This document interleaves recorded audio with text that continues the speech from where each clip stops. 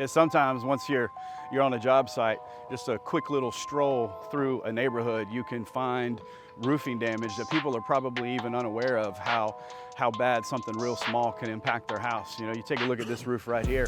I don't have to go far and I see a missing shingle. It's right there on the edge. It's probably right above a bedroom. It rains every day at 3 o'clock.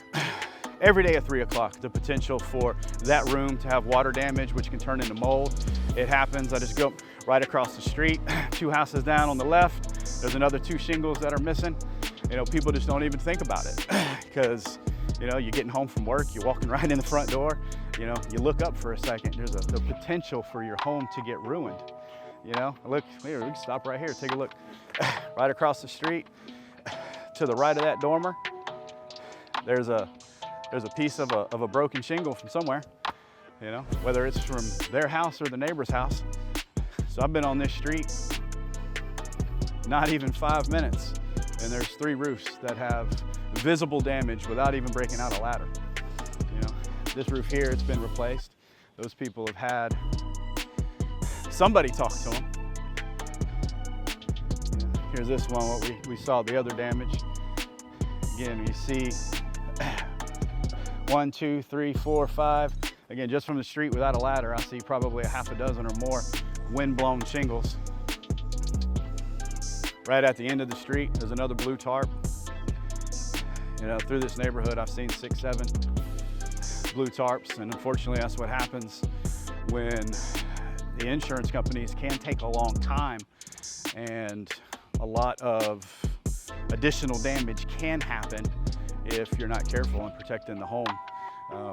Normal process is to sandbag a tarp until the insurance adjuster has come out and seen it, so we're not damaging the roof further by putting it in with tack strips and nails, because once you do that, you've just made additional penetration points, you know, around that tarp. So you don't want to do that until the insurance adjuster has been out to do their job. Here we go, just a little bit further. I got 1, 2, 3, 4 missing shingles. Right there on that roof, we're on the same street. I mean, this area was hit.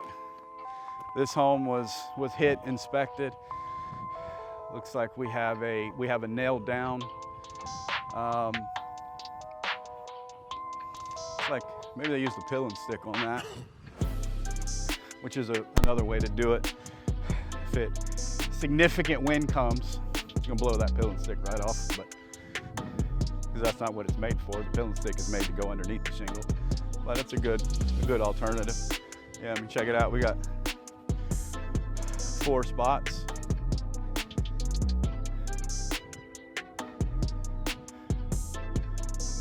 And that roof actually looks like it's not too terribly old. So they may have had it replaced and then the storm came through and blew it up.